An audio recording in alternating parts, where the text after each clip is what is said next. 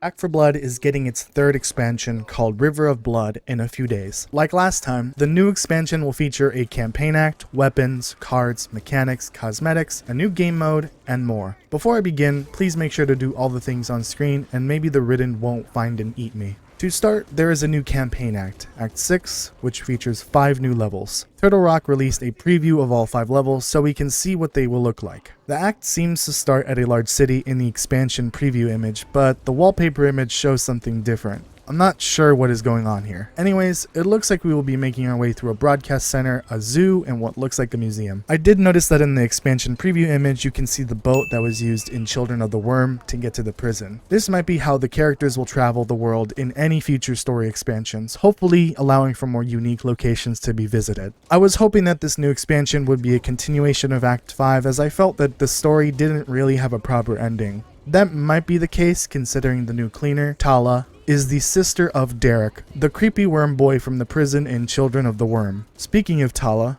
this new cleaner starts with the bow and has some interesting perks. Her attacks will cause targets to bleed, she can spawn a warped chest into the level, and allows the new friendly tall boy Jeff to be called by anyone if they have his whistle. Yeah, you heard that right. River of Blood introduces an ally system. Our first ally, Jeff, is rocking a pugger shirt as a dog collar and a mask that might be doing most of the work to control him. This new system sounds very interesting, and I hope that means that more allies will be added in the future. Tala also has the ability to spawn an extra Jeff whistle per level. That warped chest will also come in handy, as it is the only way to get legendary items in regular levels without using a burn card. Probably one of the biggest additions coming with River of Blood is Trials of the Worm.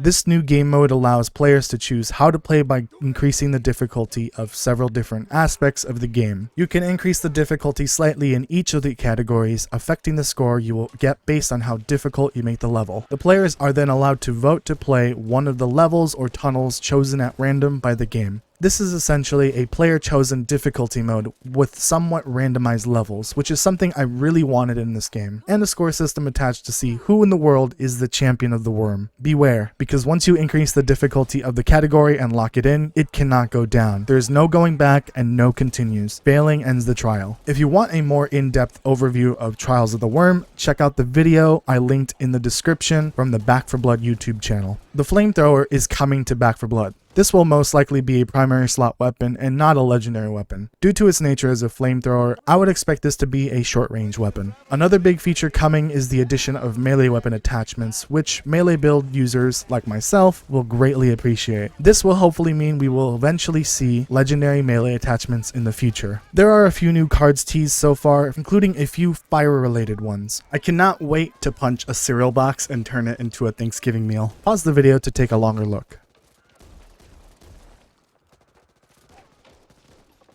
There are some new cosmetics coming as well. The new cleaner skin set is steampunk themed. These look really cool, and I'm a huge fan of Night City Holly. Ooh, look over there. There are a few miscellaneous skins, a gray and blood-tipped skin set for the weapons, and I don't remember where I read this, but I do recall seeing somewhere that the Z-Watt skins for some characters are coming. I don't know if that last part is true, since I don't remember where I saw it. Aside for some bug fixes and balance changes, that should be everything you need to know about the upcoming expansion for Back 4 Blood. If you want to read all the patch notes, I will link it in the description of this video. I hope this was informative, and if it was, please make sure to do all the things on screen, and I will see you on the other side of the River of Blood.